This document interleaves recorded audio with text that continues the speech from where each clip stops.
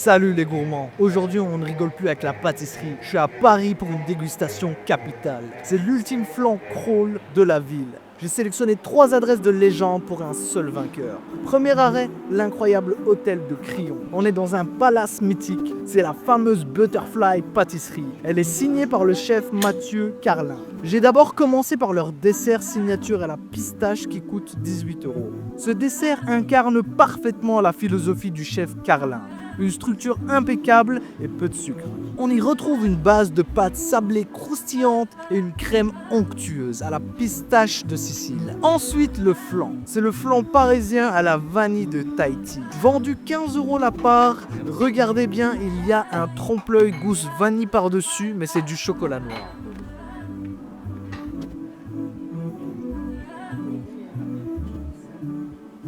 En bouche, la crème à la vanille est d'une grande finesse, lisse et fondante.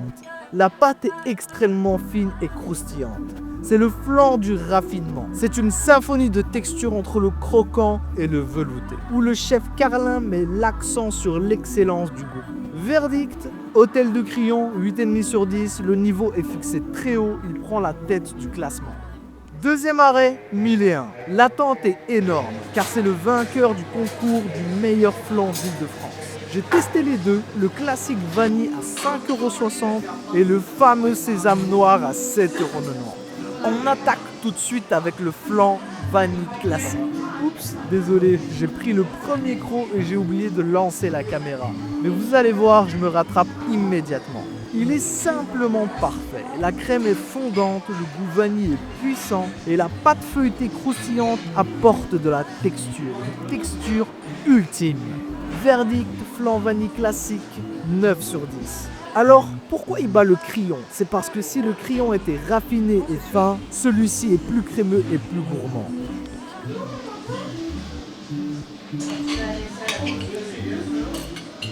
Après avoir goûté le vanille, j'ai voulu essayer le sésame noir.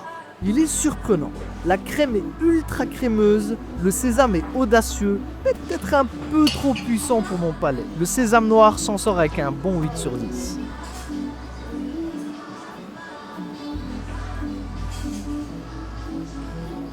Notre dernier test nous amène chez Mori Yoshida. Le chef Yoshida Morihide a ouvert sa boutique à Paris en 2013 avec la philosophie de proposer des créations de grande qualité à des prix abordables. On finit avec le flan vanille qui coûte 7 € la part. Le flan est connu pour sa douceur vanillée et son épaisseur, je pense à peu près 5 cm. En bouche, la crème est mi-compacte, mi-crémeuse.